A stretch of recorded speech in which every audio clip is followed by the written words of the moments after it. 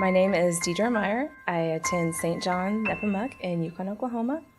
I've been a Catholic now for around 12 years.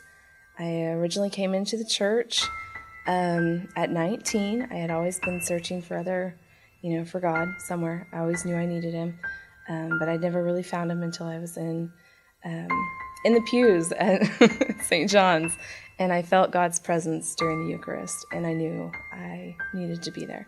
I needed to be home, call the Catholic Church my home. I knew God loved me, without a doubt I knew He loved me, but I never really knew how much He loved me personally, and knew how much He was taking care of me in all different ways, in all different aspects. And I'd say my sense of connection with Jesus was a little weak until I got invited to do a discipleship group. The way that it has changed each one of our faiths is just incredible. We have learned about the Holy Spirit and how He is guiding us always, and it really opened up our prayer life this Lent and introduced us to Lectio Divina.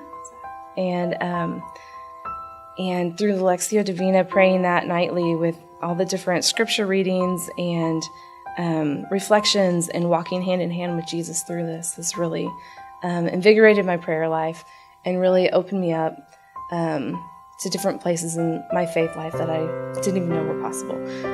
Didn't know I was missing until I had this. I've been taken from a routine Catholic to a really faithful Catholic who knows that I have to have Jesus. I have to work on my relationship with Him daily. I need Him. I love Him. He loves me.